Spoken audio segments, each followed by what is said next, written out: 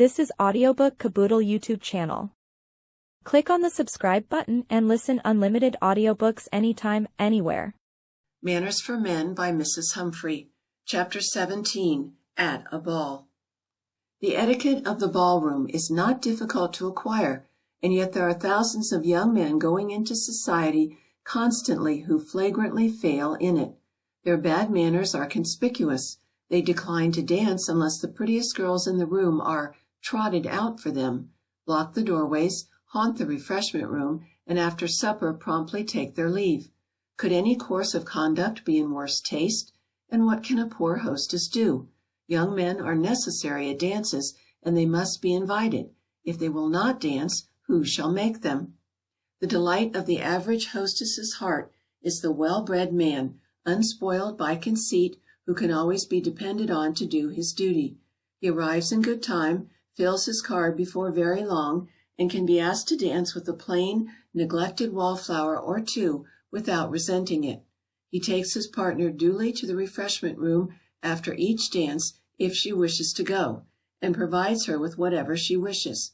Before leaving her, he sees her safe at her chaperone's side. If he should sit out a dance, he returns in time to claim his partner for the next, not leaving her till it is half over, as is the wont of some young men. The truth is that society demands a never-ending series of self-denying actions from those who belong to it, and the more cheerfully these are performed, the more perfect are the manners. What can be more enjoyable than to sit in some cool retreat with a charming girl, enjoying one of those innocent flirtations that do so much to give zest to life? But delightful though it be, the temptation to prolong it must be resisted if an expectant partner is missing her dance and waiting in the ballroom to be claimed. It is bad manners to go to a ball unless one is accomplished in the art of dancing. To do so is to take the place of one who may be more expert and therefore in greater request. Consequently, every man who wishes to be a success in society must learn to dance. There are abundant opportunities for doing so at the various dancing academies, as they are rather unsuitably entitled, for there is not much about them of the academical, as generally understood. Private lessons are dearer than the others, but they really are necessary for most men who have not been taught to dance when boys. The whole attention of the teacher should be given during the first 3 or 4. A man has so much to learn in addition to the correct movements of his feet. He must be taught to hold his head up, to grasp his partner gently but firmly, not to tread on her toes or knock his knees against hers, and also how to steer his course and hers in an imaginary crowded room.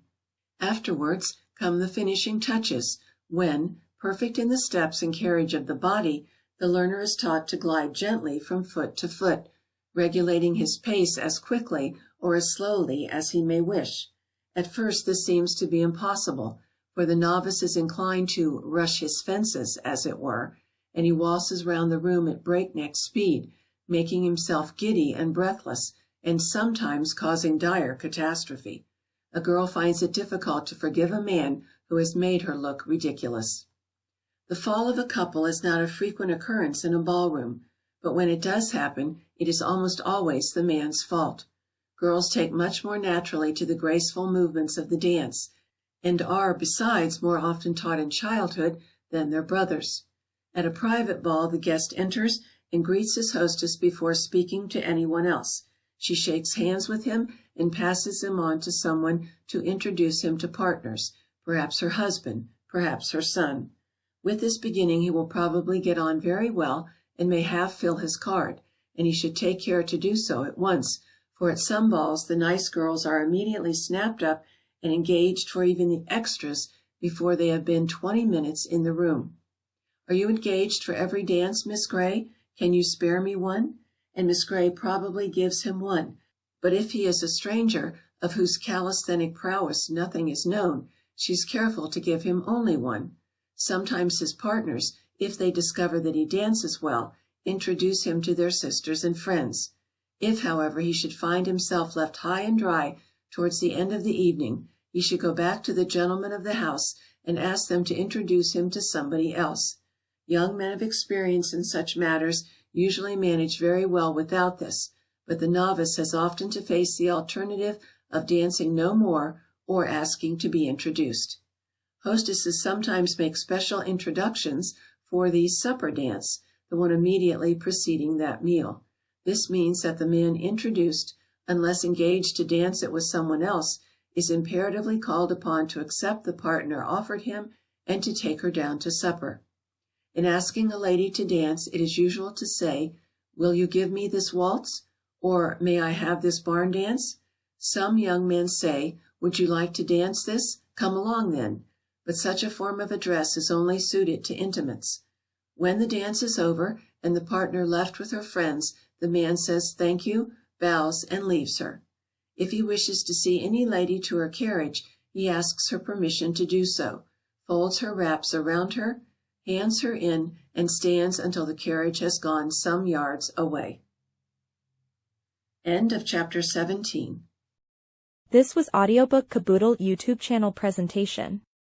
For full audiobook, check out our playlist section. Links in description below.